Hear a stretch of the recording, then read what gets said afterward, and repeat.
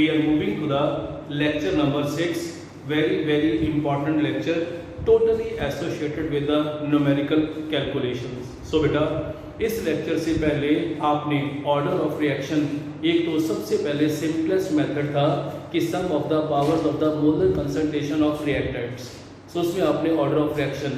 Second मैंने आपको कहा था by knowing the units of rate constant you can predict the order of reaction. Now बेटा third we have the initial rate method और we can say data based numericals to calculate the order of reaction. बेटा initial rate method में क्या होता है कि आप लोगों को एक कोई भी डाटा दिया होगा, उस डाटे में आपने कॉन्शियसली ध्यान से ये देखना है कि किसी एक रिएक्टेंट की इनिशियल कंसंट्रेशन वो कांस्टेंट कर रहा होगा और दूसरे की चेंज.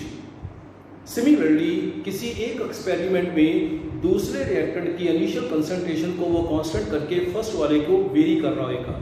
बस आपने यही देखना है कि ये एक्सपेरिमेंट्स में how rate is affecting by the change in concentration of either of the reactant, कि उन दोनों रिएक्टेंट में से किसी भी एक रिएक्टेंट की कंसंट्रेशन को चेंज करने से क्या इफेक्ट हो रहा है रेट ऑफ रिएक्शन से, और वहां से आपने ऑर्डर ऑफ रिएक्शन निकालना है. Just to avoid the wastage of time, आज वाली वीडियो में मैक्सिमम टाइम बेटा मैंने आपको रिटन पोर्शन ही दिया होगा, आपने बस उस चीज़ को कॉन्शियसली समझना है.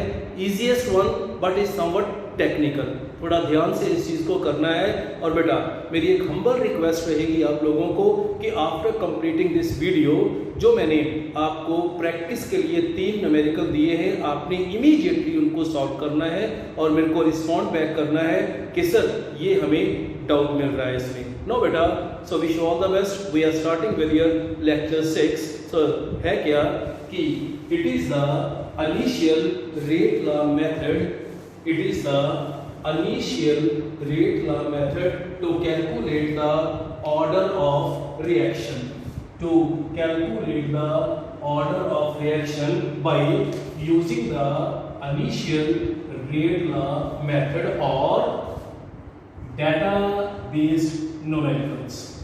So बेटा याद रखो कि आप लोगों को सिंपली एक कोई भी रिएक्शन देके पूछा जाए इसमें ऑर्डर ऑफ रिएक्शन निकालो. Suppose we have a theoretical equation that is a + 2b converting into c. तो हमें तो नंदा अवसर ने ये सिखाया हुआ है कि कभी भी हम किसी थ्योरेटिकल बैलेंस्ड इक्वेशन से रेट ऑर्डर ऑफ रिएक्शन नहीं निकाल सकते. हमें सबसे पहले उसमें रेट इक्वेशन चाहिए. अगर रेट इक्वेशन आ गई उसमें जितनी भी कंसंट्रेशन की रेस टू पावर है उनको हम प्लस करेंगे. तो बेटा यही है आज का लेक्चर कि अगर हमारे पास इसमें rate is equal to k a raise to power x into b raise to power y, तो बेटा आप जानते हो x प्लस वाई ही तो ऑर्डर ऑफ रिएक्शन है. और बेटा आज आपने यही सीखना है कि how to calculate x and y by using initial rate method, जिसमें मैंने आपको पहले भी ये कहा था कि एक एक्सपेरिमेंट में किसी एक रिएक्टेंट की कंसंट्रेशन को कांस्टेंट करके दूसरे को वेरी करेंगे और एक्सपेरिमेंटली हम मेजर करेंगे कि what is the effect on the rate of the reaction by keeping or by varying the concentration of a reactant. ध्यान से सुनो बेटा. So we have to calculate the value of x and y, we run a series of experiments. So जैसे experiment number 1, 2, 3, 4. So we have to run a series of experiments in which one reactant concentration changes while concentration of other is kept constant. देखते हैं अभी बेटा. And we measure the effect on rate, initial rate of the reaction in each case. जैसे कि बेटा आप लोगों की प्रैक्टिस के लिए हमारे पास एक रिएक्शन है a + 2b converting into c + d. बेटा मैं फिर से कह रहा हूँ, बहुत ध्यान से आपने समझना है. And you have this experimental data. अब आप लोग सबसे पहले आपने क्या करना होता है, ये देखो मैं कहूँगा ऑब्जर्वेशन। आपने ऑब्जर्व करना है कि what is going on in this experimental data. सबसे पहले उसने कहा कि जब मैं इनिशियल कंसंट्रेशन ए की इतनी ले रहा हूँ, बी की इतनी, तब रेट इतना है। अगर मैं इनिशियल कंसंट्रेशन देखो डबल की है और उस तरफ सेम ही रह रही है, तो आप क्या कहोगे कि सर मैंने क्या देखा। देखो बेटा, observation in experiment number 1 and 2 B is kept constant. So in experiment number 1 and 2, so B kept constant. Done. And इसकी कंसंट्रेशन डबल हो रही है and A is doubled. समझ लगी बेटा। Now similarly अगर हम देखते हैं कि हमारे पास है एक्सपेरिमेंट नंबर 1 and 3, देखो एक्सपेरिमेंट नंबर 1 and 3, इसमें क्या हो रहा है कि बेटा हम कहेंगे कि कंसंट्रेशन ऑफ ए कांस्टेंट, पर अगर मैं कहूं कि 1 and 3 में देखो ये क्या हो रहा है, सो इसमें कहेंगे कि कंसंट्रेशन ऑफ बी डबल्स। सो बेटा आराम से इस चीज को देखो। सो जो भी चीज मैं बोल रहा हूं बेटा, आप इसको कंसंट्रेशन इंक्रीज करके देखो। अगर हम एक्सपेरिमेंट नंबर 1 और 2 में जा रहे हैं तो क्या हो रहा है कि बी की कंसंट्रेशन सेम रह रही है, ये डबल हो रही है। डन। अगर मैं एक्सपेरिमेंट नंबर 1 और 3 में जा रहा हूं तो ये देखो ये कंसंट्रेशन जो है वो सेम रह रही है, ये डबल हो रही है। पता लगा बेटा? अगर ये चीज समझ लग गई है तो न्यूमेरिकल करना आसान हो जाएगा। सुनो, इन experiment number 1 and 2 B is kept constant and A is doubled. In experiment number 1 and 3 A is kept constant and B is doubled. Done? Now बेटा जी हमारे पास अब हम न्यूमेरिकल शुरू करने लगे हैं। हमारे पास इसमें रेट इक्वेशन बनी कि rate is equal to K a raise to power x into b raise to power y। यही हमने कैलकुलेट करना है इस मेथड में। सो फॉर एक्सपेरिमेंट नंबर 1 देखो ना, for experiment number 1 rate will be equal to k into a raise to power x into b raise to power y। So experiment number 1 के लिए R1 is equal to K A raised to power X into B raised to power, where R1 is 1.75 into 10 raised to power minus 3. So mod of A is 2.5 into 10 raised to power minus 2 raised to power X, and mod of B is 3.00 into 10 raised to power minus 2 raised to power Y. We are considering it as equation number 1. Similarly, for experiment number 2, R2 will be equal to K A raised to power X into R आपने यहाँ से लेना है, A यहाँ से लेना है और B यहाँ से लेना है। तो हमारे पास इक्वेशन क्या बन गई? Rate is equal to K into बेटा 5.00 into 10 raised to power minus 2 and 3.00 into, ये हमारे पास आ गई equation number 2। Now for experiment number 3 R3 again equal to K into A raised to power X, और एक्सपेरिमेंटल डाटा से R3 A और B आपने उठा लेना है। अब बेटा जी आराम से ध्यान से इस चीज को समझो कि हमने करना क्या होता है बेटा कि जो वाली चीज कांस्टेंट रह रही है उसको हमने कुछ नहीं कहना, क्योंकि वो जब भी रेशियो लेंगे वो डिवाइड हो जाएगी। और अगर हम कहेंगे कि a वाला कांस्टेंट रह रहा है वो तो कैंसिल हो जाएगा, वहां से b रेज़ टू पावर का y वगैरह निकल आएगा। जैसे कि अब देखो डिवाइड इक्वेशन नंबर 2 बाय 1। अगर मैं इक्वेशन नंबर 2 को 1 से, तो बेटा इसमें ये तो कांस्टेंट था, ये कट जाएगा, तो क्या रेज़ टू पावर x निकल आएगा। तो कहेंगे and calculate value of x। R1 by R2 by R1 के से ये कैंसिल हो गया। बाकी सिंपली मैंने कुछ नहीं किया, इक्वेशन नंबर 2 और इक्वेशन नंबर 1 की वैल्यूज पुट की है, तो हमारे पास बेटा ये कैंसिल होके 2 आ गया। सो ये तो वैसे ही कैंसिल हो जाना था, वो भी सेम था। सो ये कैंसिल होके 2 आ गया, हमारे पास आ गया 2 equal to 2 raise to power x। Mathematically आप जानते हो, सो इसमें x will be equal to 1. It means this reaction is of first order with respect to A. Now बेटा अब आपने ये देखना है, अगर y निकालना चाहते हो तो आपने ये देखना है किस एक्सपेरिमेंट में A की वैल्यू कांस्टेंट रह के B की वेरी कर रही है। तो अगर हम y निकालना चाहते हैं तो बेटा हम कहेंगे पहले और तीसरे एक्सपेरिमेंट में कंसंट्रेशन ऑफ B डबल्स और केप्ट कांस्टेंट। तो क्या करेंगे, simply divide equation number 3 by 1। Fourth equation की हमें इसमें जरूरत ही नहीं पड़ी, उसके अलावा ही हमारे पास x और y। तो कहेंगे R3 बाय R1 के से के कैंसिल हो गया, मैंने कुछ नहीं किया बेटा, R3 और R1 की वैल्यू कैंसिल की है। सो रेट ऑफ रिएक्शन जब थर्ड एक्सपेरिमेंट में mod of A mod of A mod of B mod of B, so A तो सेम ही रहा था, वो कैंसिल आउट हो गया। सो ये हमारे पास कट के 2 आ गया और ये हमारे पास बेटा 2। तो क्या कहेंगे कि अगेन हम कहेंगे कि अगर 2 रेज़ टू पावर y है तो 2 रेज़ टू पावर हमारे पास 1, तो इसमें y इज इक्वल टू 1 आ गया।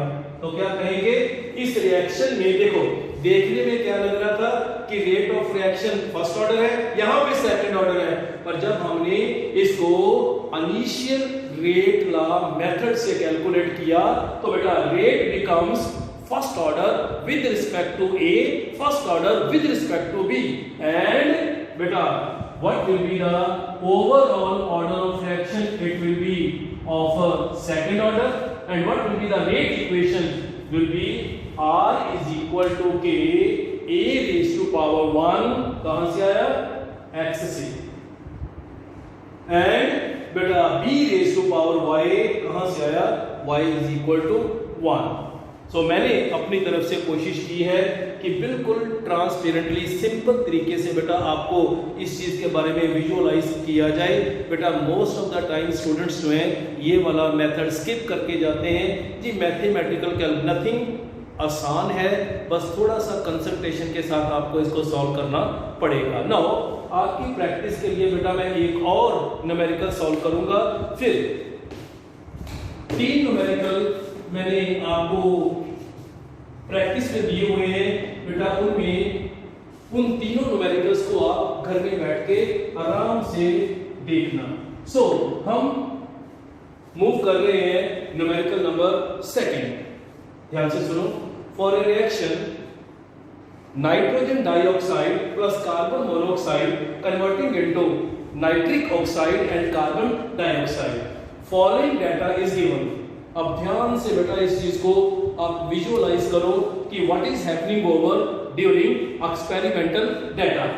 मैं एक्सपेरिमेंट नंबर 1 से 2 पे जा रहा हूं, तो देखो बेटा एक्सपेरिमेंट नंबर 1 से 2 को जा रहा हूं, तो इसकी कंसंट्रेशन कार्बन मोनोऑक्साइड की क्या रह रही है, कांस्टेंट, और ये वाली कंसंट्रेशन क्या हो रही है, 4 टाइम्स इंक्रीज हो रही है। बेटा पता लगा? अब फिर से देखो, अब आपको ये तो पता लग गया कि B की वैल्यू कहां पे कांस्टेंट या कार्बन मोनोऑक्साइड की। अब वो वाली चीज ढूंढो, वो वाले एक्सपेरिमेंट ढूंढो जिसमें NO2 की कंसंट्रेशन जो है वो कांस्टेंट रह रही है। हाँ है सर हमारे पास। सो हम कहेंगे कि इसमें हमारे पास एक्सपेरिमेंट नंबर 1 और एक्सपेरिमेंट नंबर 3 में A की कांस्टेंट रह रही है कंसंट्रेशन, और B की कंसंट्रेशन सर डबल हो रही है। बेटा चीज को अंडरस्टैंड किया आपने कि क्या था इसमें? मैं एक बार फिर से बता रहा हूं। इनिशियल रेट लॉ मेथड कहता है कि जो भी आपको डाटा दिया है उसमें पहले देखो किस एक्सपेरिमेंट में एक रिएक्टेंट की कंसंट्रेशन सेम रह रही है, दूसरे की चेंज हो रही है।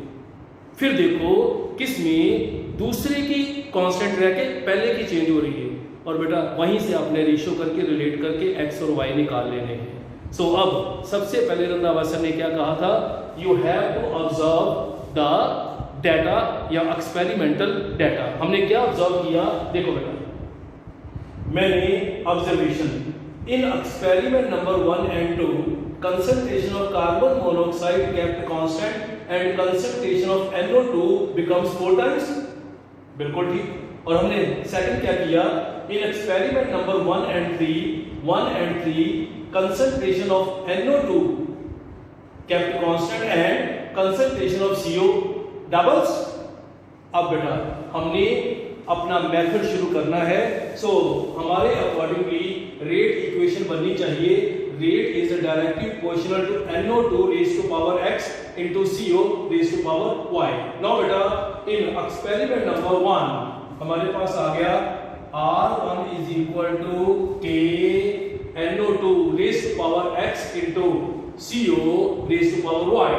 तो बेटा जी क्या करें कि अब हमारे पास है एक्सपेरिमेंट नंबर 2, वैल्यूज पुट कर रहा हूं और कुछ नहीं, एक्सपेरिमेंट नंबर 3। नाउ बेटा जी आराम से देखो, अगर मैं इसमें से x कैलकुलेट करना चाहता हूं तो मैंने क्या देखना है, मैंने ये देखना है कि किस एक्सपेरिमेंट में B की या CO की कंसंट्रेशन सेम रह रही है। तो मैं क्या करूं, कहूंगा divide equation number 2 by 1 and calculate R2 by calculate x।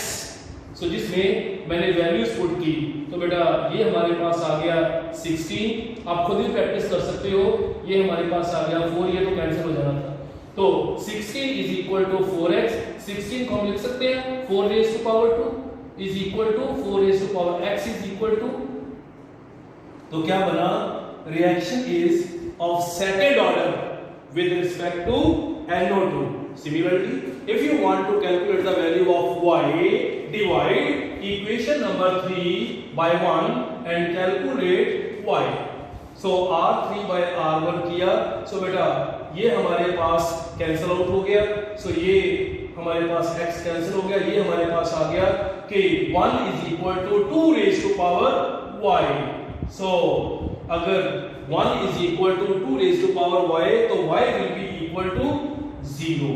तो मैं क्या कहूंगा, देखो बेटा वेरी वेरी इंपॉर्टेंट, देखने में क्या लग रहा था कि reaction is first order with respect to this, is first order with respect to, पर क्या निकला, reaction is second order with respect to this and is zero order with respect to carbon monoxide. तो हमारे पास इसमें rate equation क्या बनी बेटा, rate is equal to K into NO2 raised to power 2 into CO raised to power 0।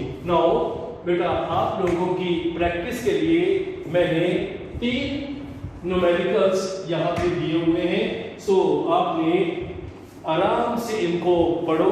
मैं थोड़ी सी help आपकी करता हूँ कि how to solve this. So A plus B क्या लग रहा है, it will be a second order reaction. हमारे अकॉर्डिंगली रेट इक्वेशन क्या बननी चाहिए, ये नहीं कहना rate is equal to K into A raise, no, आपने कहना है rate is equal to K raise to power x, so A raise to power x into B raise to power y, और वही आपने निकालना होता है। अब ध्यान से देखो, सबसे पहले सर ने क्या कहा था, ऑब्जर्वेशन, ऑब्जर्व करो बेटा क्या हो रहा है। जब मैं एक्सपेरिमेंट नंबर 1 से 2 पे जा रहा हूं, B की कंसंट्रेशन कांस्टेंट रह रही है, ये डबल हो रही है, डन। अगर मैं एक्सपेरिमेंट नंबर 2 से 3 जा रहा हूं तो बेटा A की कंसंट्रेशन सेम रह रही है, ये डबल हो रही है, तो क्या कहेंगे कि सर हम इक्वेशन नंबर 2 डिवाइडेड बाय 1 करेंगे तो इसमें y निकल आएगा। सो अगर हमने इसमें ये कांस्टेंट हो जाएगा, x निकल आएगा, और अगर हम इक्वेशन नंबर 3 को 2 से डिवाइड करेंगे तो बेटा हमारे पास उसमें y आ जाएगा, ठीक है जी। सो करके, सो सिमिलरली आपके पास ये प्रैक्टिस के लिए क्वेश्चन है, इन सब को बेटा आप सॉल्व करो, और आपके व्हाट्सएप ग्रुप के पे मैं बेटा कुछ ही मिनट के बाद इनके आंसर दे दूंगा। पर मैं ये कहूंगा कि इस वाली वीडियो को ख़त्म करने के इमीडिएटली बाद जो आपका असाइनमेंट है, जो आपका वर्क है, वो यही है कि you have to solve these numericals. So it is very very important, somewhat technical. So is the initial rate law method to calculate the order of reaction. उसके बाद बेटा एक छोटा सा टॉपिक है कि आप ग्राफिकली किसी भी रिएक्शन के ऑर्डर को किस तरीके से प्रेडिक्ट कर सकते हो. so, उसमें क्या है कि बाय विजुअलाइजिंग द ग्राफ, जिसमें ग्राफ हो सकते हैं कि हमारे पास रेट वर्सेस कंसंट्रेशन हो सकता है concentration of reactant after any time t versus time. तो by visualising those graph how you can predict order of. So hopefully आप बच्चों को बेटा इनिशियल रेट मेथड या डाटा बेस्ड एक्सपेरिमेंट न्यूमेरिकल्स की समझ लग गई होगी. फिर भी अगर आपको कोई डाउट है तो बेटा आप मेरे से कंसल्ट कर सकते हो.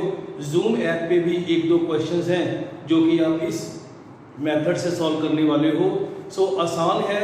मैं फिर से आपको इस चीज़ के बारे में हिंट देता हूँ कि जब भी आपके पास कोई भी डाटा है, उस डाटा में आपने देखना है किसी एक रिएक्टेंट की कंसंट्रेशन को फिक्स करके वो दूसरे की चेंज कर रहा है. सिमिलरली किसी और एक्सपेरिमेंट में दूसरे वाले की कंसंट्रेशन को वो फिक्स करके पहले वाले की चेंज. तो bye knowing the values of initial concentration you can simply calculate what type of the effect is on rate of the reaction. So now we are moving to the next. Again beta, by knowing the graphical diagram, how can you predict order of a reaction? So first of all, if we have a graph, rate of reaction versus concentration. So mod A is the concentration of reactant after any time t. Now listen beta, we know rate of reaction is independent of the concentration of reactant in case of zero order reaction. So we will get a straight line along y-axis. So for zero order reaction, so अगर आपको किसी भी graph में ये कहा जाए कि rate versus concentration straight line है, it will be of zero order reaction. और हम ये जानते हैं कि बेटा for first order reaction rate is directly proportional to initial concentration of reactant. Then we will get this with positive slope. और बेटा आप जानते हो कि सेकंड ऑर्डर रिएक्शन के लिए हमारे पास बेटा rate is equal to K into molar concentration of reactant raise to power 2 है. पर अगर हम अकेला एक ही ए ले रहे हैं तो इसमें क्या होगा, ग्राफ थोड़ा सा नीचे आएगा. सिमिलरली अगर थर्ड ऑर्डर रिएक्शन होएगा उसके लिए और ग्राफ. और बेटा लिसन वेरी वेरी इंपॉर्टेंट, अगर यही कंसंट्रेशन को मैं स्केयर कर दूं तो फिर ये भी ग्राफ फर्स्ट ऑर्डर की तरह बन जाएगा. सिमिलरली थर्ड ऑर्डर रिएक्शन के लिए अगर यही ए को मैं रेज़ टू पावर 3 कर दूंगा तो फिर ग्राफ ऊपर जाके फर्स्ट ऑर्डर की तरह बन जाएगा. नाउ दूसरा हमारे पास बेटा graphical explanation to predict the order of reaction. So हम ये कहेंगे अगर हमारे पास concentration of reactant after time t versus time t graph plot करेंगे तो बेटा इसमें याद रखो जब टाइम 0 था तब कंसंट्रेशन ऑफ रिएक्टेंट हम कहेंगे it was mod A naught. Naught means when time is 0. With passing of time, beta concentration of reactant regularly decreasing. So where slope is equal to negative k. Similarly, if we have a first order reaction and we have a graph, natural logarithm of molar concentration of reactant after any time t versus t. So again, it will be the natural logarithm of A naught is the initial concentration of reactant. So आप लोगों की clarity के लिए बेटा कई बारी आप लोगों को ये भी कहा जाएगा कि अगर हम कहें कि हमारे पास इनिशियल कंसंट्रेशन बेटा A है जिसको हम मॉड A नॉट कहते हैं। और अगर मैं कहूं कि x amount of reactant decomposed in a time t, then amount of reactant after time t will be equal to बेटा a minus decomposed। so इसी को हम कह रहे हैं a mod at time t। so इसको आप बेटा a माइनस एक्स भी कह सकते हो। इसको हम बेटा natural logarithm of a minus x भी कह सकते हैं। इसको हम 1 बाई a माइनस एक्स भी कह सकते हैं। फिर से सुनो बेटा। सो अगर हमारे पास जीरो ऑर्डर रिएक्शन है, so we will get a straight line with negative slope. Again अगर natural logarithm of a minus x या concentration molar concentration of reactant after any time t, again negative slope, जिसमें जब हम कहेंगे time is equal to 0 है, at that time concentration is considered initial concentration of reactant mod a not. और इसको हम बेटा नेचुरल लॉगरिथम ऑफ a भी कह सकते हैं। इसको हम a भी कह सकते हैं कई बुक्स में, इसको इस तरीके से कई में। और अगर हम कहें कि कंसंट्रेशन 1 अपॉन कर देंगे तो बेटा ये वाला स्लोप ऊपर को चला जाएगा। सो जिसमें हम कहेंगे कि ये वाली वैल्यू है, ये हमारे पास 1 बाई a नॉट और 1 बाई a है, और इसमें पॉजिटिव स्लोप आएगा। सो हमारे पास इसमें positive slope which will be equal to k। So बेटा इसके बाद आप लोगों ने सबसे पहले मेरे पास सीखा था by knowing the units of rate constant we can predict the order of reaction. So second बेटा आपने सीखा था by using initial rate method और data based experiments. So next आपने by visualizing the graph how can you predict the order of reaction if graph is rate versus concentration or we have concentration versus time. So thank you very much.